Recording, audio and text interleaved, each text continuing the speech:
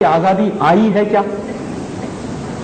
अंग्रेजों ने चलाया था ये टैक्स का कानून हमें बर्बाद करने के लिए, व्यापारियों को बर्बाद करने के लिए। आजादी आई है क्या हमारे देश में? अगर भारतीय तंत्र होता तो भारतीय तंत्र हमेशा से एक सिद्धांत पर काम करता आया है। हमारे देश में एक बहुत बड़ा अर्थशास्त्री हुआ, उसका नाम था चाणक्य। बहुत कम लोग जानते हैं कि चाणक्य भी एक अर्थशास्त्री था। दुर्भाग्य क्या है कि हमारे अर्थशास्त्र की किताबों में चाणक्य का अर्थशास्त्र पढ़ाया ही नहीं जाता।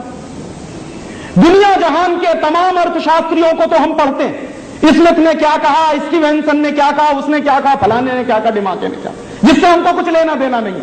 लेकिन मेरे देश में जो सबसे बड़ा अर्थशास्त्री हुआ चाणक्य, उसी को नहीं पढ़ाते आपकी विश्वविद्यालय की शिक्षा में। माने गुलामी की शिक्षा है। चाणक्य जानते हैं क्या कहता था? एक बार चंद्रगुप्त और चाणक्य का झगड़ा हुआ। चाणक्य प्रधानमंत्री था, चंद्रगुप्त राजा था। तो चंद्रगुप्त और चाणक्य का झगड़ा हुआ। झगड़ा किस बात का हुआ? चंद्रगुप्त ने चाणक्य से कहा कि मुझे टैक्स कलेक्शन बढ़ाना, रेवेन्यू ज्यादा कलेक्ट करना। क्यों पूछा उसने? कि मुझे समाज सेवा के काम करने हैं। तो चाणक्य ने कहा कि समाज सेवा के काम तुम मत करो, इसके लिए समाज के लोग बहुत हैं, वो कर लेंगे। कहने लगा नहीं नहीं, मुझे रेवेन्यू कलेक्शन बढ़ाना ही बढ़ाना है ताकि राज्य के लिए कुछ ज्यादा पैसा मेरे पास बच सके। तो चाणक्य ने उससे कहा कि तुम रेवेन्यू कलेक्शन बढ़ाओ, तुम्हारे मन में योजना क्या है? कहने लगा मैं टैक्स बढ़ाना चाहता हूं। तो उसने कहा कि कभी गलती मत करना। तो उसने पूछा क्यों? तो चाणक्य ने चंद्रगुप्त को जो जवाब दिया है वो सबसे बड़ा अर्थशास्त्र है। वो कह रहा है कि किसी भी समाज में कुल उत्पादन का 5% से ज्यादा टैक्स नहीं होना चाहिए। 5% तो मैक्सिमम लिमिट है। और इस समय वो बात कर रहा है चंद्रगुप्त से, तो कह रहा है कि इस समय हमारे राज्य में टोटल उत्पादन का 5% कर लग रहा है ऑलरेडी, इससे ज्यादा कर नहीं होना चाहिए। तो उसने पूछा कि फिर ये हमारा टैक्स का कलेक्शन कैसे बढ़ेगा? तो कह रहा है कि तुम राज्य का वातावरण ऐसा बनाओ कि व्यापार 2 गुना हो जाए, तो तुम्हारा टैक्स कलेक्शन 2 गुना हो जाए। माने तुम व्यापार इतना बढ़ाओ कि वो अभी जो व्यापार चल रहा है उसका 2 गुना हो जाए, तो तुम्हारा टैक्स कलेक्शन 2 गुना हो जाएगा। टैक्स की दर बढ़ाने की जरूरत नहीं है। और वो चेतावनी दे रहा है कि ये गलती मत करना।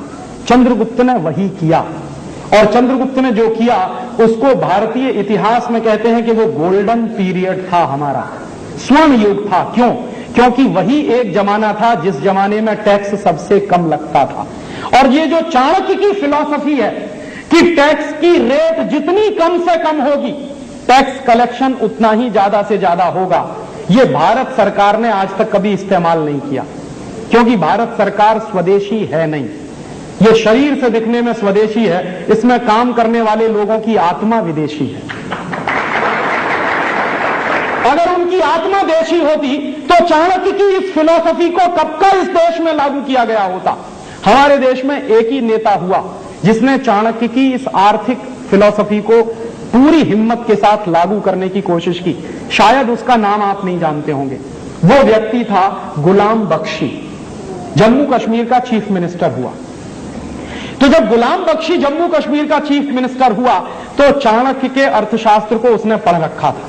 तो चाणक्य के अर्थशास्त्र को पढ़ने के बाद उसने फैसला किया, चीफ मिनिस्टर बन गया, उसके तुरंत बाद उसने फैसला किया कि पूरे जम्मू कश्मीर में टैक्स की रिडक्शन करनी, टैक्स की दर कम करनी। और कितनी कम करनी है? उसने कहा मैक्सिमम 10%, इसके ऊपर नहीं जाना। तो हंगामा मच गया पूरे देश में। क्या हंगामा मच गया?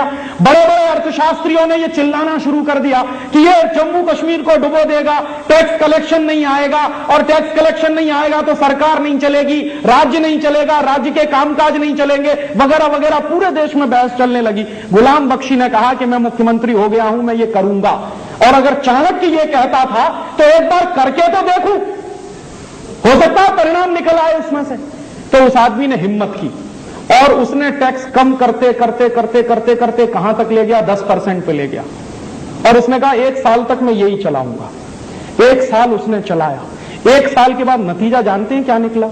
1 साल पहले जम्मू कश्मीर में जितना टैक्स इकट्ठा होता था, जो टोटल रेवेन्यू कलेक्शन था, उसका 300 गुना ज्यादा दूसरे साल में कलेक्ट हुआ। माने जैसे ही उसने टैक्स की दर कम की, टैक्स का कलेक्शन उसका 300 गुना बढ़ा और सारे देश को उसने चुप करा दिया, उस एक व्यक्ति ने। और ये बात हिंदुस्तान में लागू होनी चाहिए थी।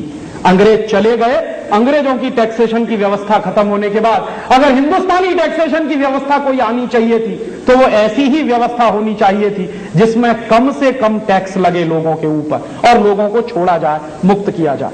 लेकिन दुर्भाग्य से हुआ उल्टा, अंग्रेजों ने जितने टैक्स लगाए उतने ही टैक्स आज आपके ऊपर लगे हुए हैं, डायरेक्ट और इनडायरेक्ट दोनों तरीके से। कभी कभी एक बार मैं कैलकुलेशन करता हूं, अगर साधारण रूप से आप सारे कानूनों का पालन करें, हर कानून का पालन करें जो टैक्सेशन के सिस्टम में बनाया हुआ है, तो हर व्यक्ति को 100 रुपए की आमदनी अगर वो कर रहा है तो कम से कम 110 रुपए का टैक्स देना पड़ेगा। तो नीतियां वही हैं जो अंग्रेजों के जमाने में चलती थी। और बंबई जैसे शहरों में, बड़े महानगरों में एक दिन मैं बैठा था, मेरा एक दोस्त है चार्टर्ड अकाउंटेंट, मैंने उससे कहा कि यार कुछ कैलकुलेशंस करते हैं कि ये टैक्सेशन का नेटवर्क है, इसको समझने के लिए। तो बंबई जैसे शहर में बैठकर जब हमने कैलकुलेशन करना किया तो ईमानदारी के साथ अगर कोई 100 रुपए कमाए तो 127 रुपए का टैक्स देना पड़ेगा उसको। ये आज भी 127% टैक्स का रेट आज भी है, डायरेक्ट और इनडायरेक्ट दोनों मिलाकर। और यही व्यवस्था चल रही है जो 250 साल पहले चलती थी। इसलिए मैं कहता हूं कि आजादी आई नहीं है और आपको भी वैसे ही चूसा जा रहा है, बर्बाद किया जा रहा है जैसे अंग्रेजों के जमाने में होता था।